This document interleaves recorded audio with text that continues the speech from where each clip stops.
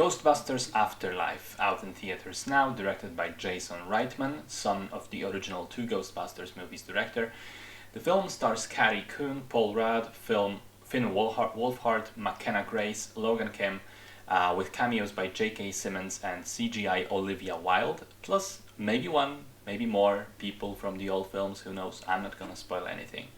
The film is a second attempt at reviving the Ghostbusters franchise after the original two came out in the 1980s. The previous try happened in 2016, was just called Ghostbusters and was essentially a female-only reboot of the series.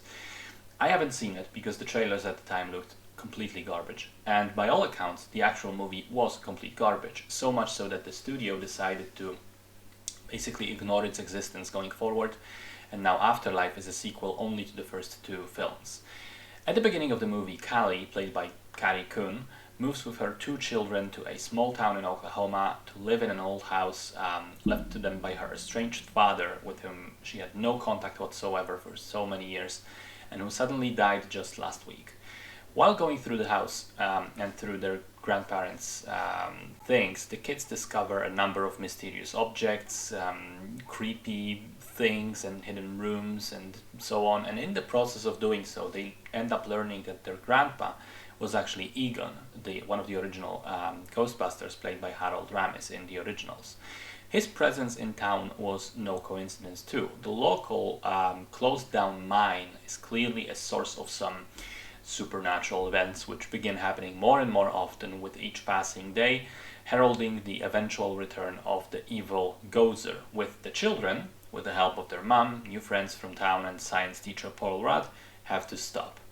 Now, I have to say I was pleasantly surprised by how good the film turned out to be and how much I was smiling throughout it and how engaged I became with characters.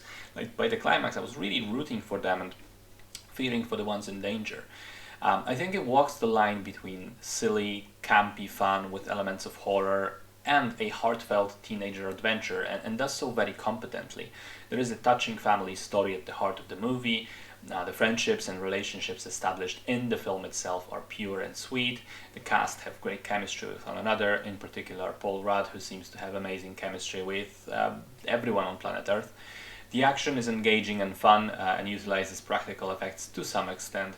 The humor works well, and even the podcast kid, who I thought would be annoying as hell as the sort of comic relief character, turned out to be a really solid addition to the cast. The movie also heavily utilizes the original score, blaring in all its glory, and I think that's the biggest indicator of the film's general approach to its predecessors. There's a lot of respect towards them, as well as understanding what made them work in the first place, which in turn makes Afterlife works just as well.